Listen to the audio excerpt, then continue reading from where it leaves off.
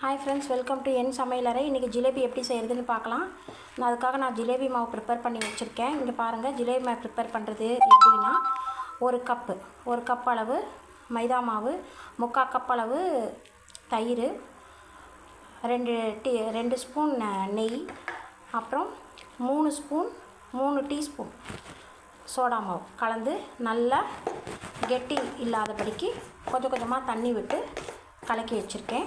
இந்த மாவு இப்படி ஊற்றும் போது உங்களுக்கு இப்படி வரணும்.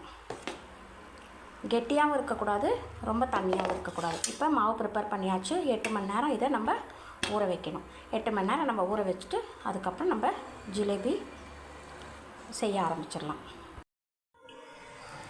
8 மணி நேரம் மாவு நல்லா ஊறி வருதுன்னு வந்தது. கொஞ்சோண்டு பேக்கிங் பவுடர்,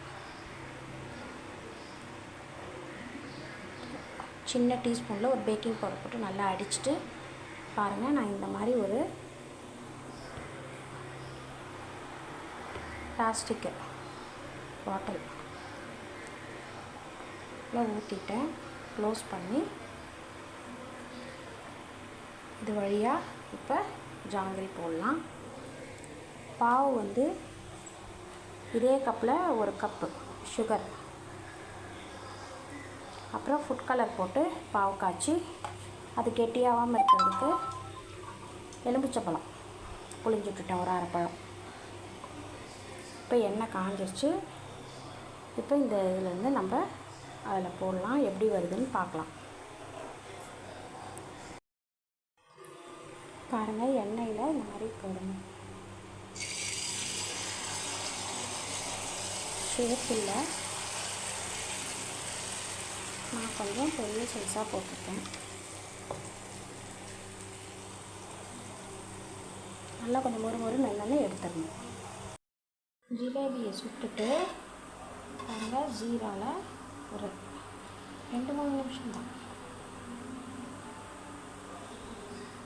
எடுக்கணும். ஜிலேபி இந்த மாதிரி நமக்கு பாவில் டிப் பண்ணி எடுத்திங்கன்னா இந்த மாதிரி கிடைக்கும்.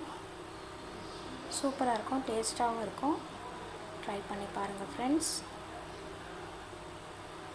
என்னோடய சேனலை சப்ஸ்கிரைப் பண்ணாதவங்க சப்ஸ்கிரைப் பண்ணுங்கள். தேங்க்யூ.